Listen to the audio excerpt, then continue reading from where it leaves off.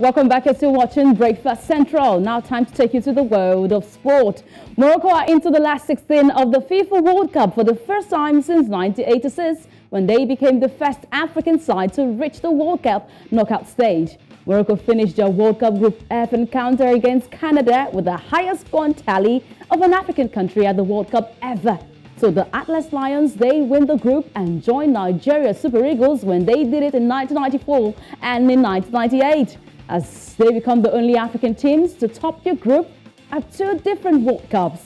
Hakim Ziyech scored for Morocco in the 4th minute after a bad error from Canada's goalkeeper, Milan Bojan. While Youssef El Nesri, he added a second in the 23rd, setting off a wild celebration among Moroccan fans who packed the Al Timama Stadium on Thursday in Qatar.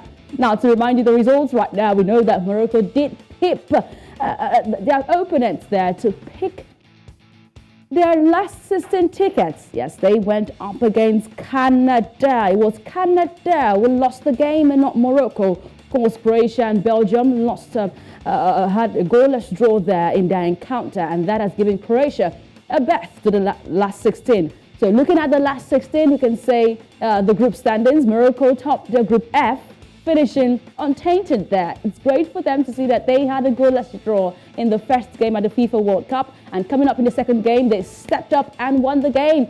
They had 7 points, finishing with 7 points there. Croatia with 5 points after having a goalless draw with Belgium. Now, it's a big shocker because Belgium are number 2 in the latest FIFA ranking. Now, they're not making it to the knockout stage of the FIFA World Cup in Qatar. Morocco having an untainted record there, going through to the knockout stage. In the next group, we saw games coming from Japan.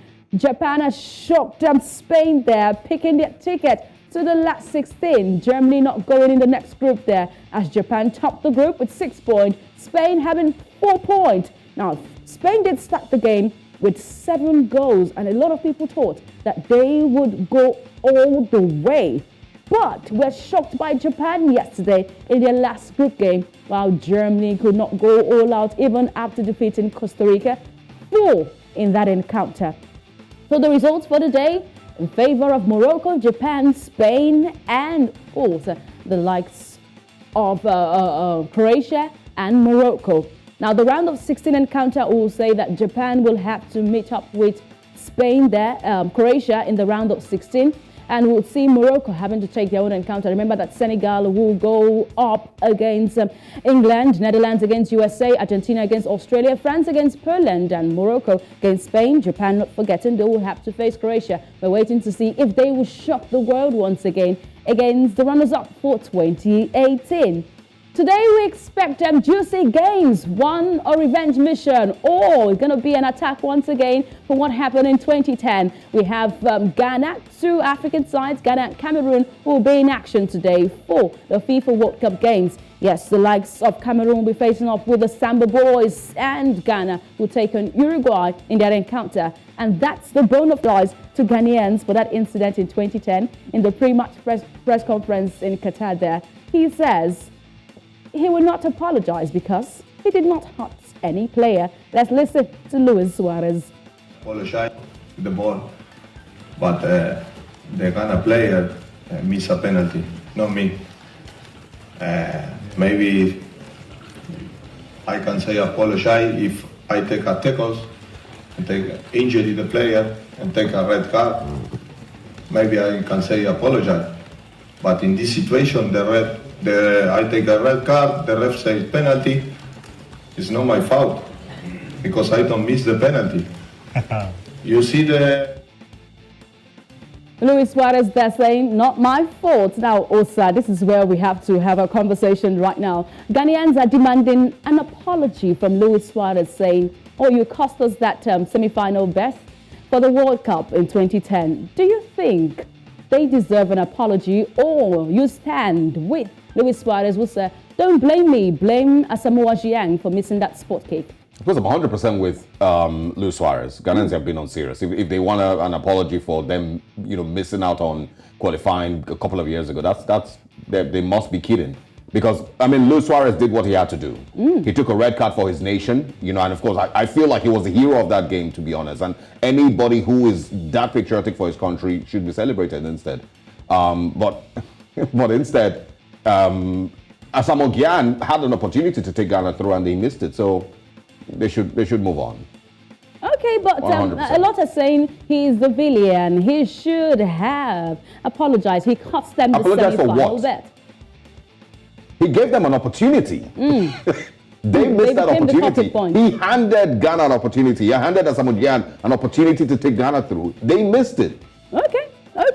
He got a red card. Let's listen to what the coach has to say. I just wanted to get your take there. So Coach Otto Addo says, we're not going on a revenge mission. We're just going to play our game and make sure that we are compactful on the field of play. Yeah, I think in general, it's about perspective. If the same incident would have happened the other way around and Ghana would have proceeded to the semi-finals, everybody would say, okay, it's normal that the player would do anything he can to help his team to go to the semi-finals. So for me, it's not a big topic. I wish, this is what I wish from every player, to do all he can to help his team qualify for the semi, and sometimes sacrifice even himself with a red card. It was a very sad day for me. Coach Otto Addo there standing on the fence saying, okay, don't play the mind games. We'll do all we can. Not a revenge mission. Don't come messing with our heads. We'll come all out against Uruguayans today. Remember, they need a win to get to the last 16 of the FIFA World Cup. While Ghana, after that wonderful encounter against South Korea, they will need to make it 2 wins in 3 games in that group. Reminding you once again, we have Ghana against Uruguay, Portugal against South Korea, while the Samba boys will take on Cameroon. The indomitable Lions who came, of course, in the late hour to have that goal to equalize against Serbia. So they come against the Samba boys this time. Now, away from football-related matters and the FIFA World Cup, let's not take our attention away from what's happening in the other parts of the world and in the world of sport. Now, in the world of boxing, Tyson Fury, the day is here already. December 3rd, of course, they had their face-off with Derek Chisora. Tyson Fury and Derek Chisora, they've promised to go all out from the opening bell when their fight gets underway in the weekend. Fury is putting the WBC heavyweight title on the line when he boxes Chisora for the 3rd time at the Tottenham Hotspur Stadium in London. Now, with their shared history, Fury knows that Derek Chisora, he knows him so well, and he's saying that he will come all out and this will be the best of all heavyweight bouts. But when they faced off, he loomed over and ultimately he was not smiling at Derek Chisora. He was not finding it funny at all. Fury's promoter, Bob Harum, was adamant that the WBC champion remains on course for the undisputed bout against Alexander Usyk next year. Not a happy man. He could not get Anthony Joshua, but he could get Derek Chisora. We are hoping that this will be the best bout as they have claimed. All right, sport update at this time. I am Onyechi Obaro. Back to you, Osa and Olive. Thank you very much, Onyechi, for the sports update. And congratulations to Morocco. We look forward to seeing more African countries making us proud. Take a little time today to laugh at Germany and Belgium. I will.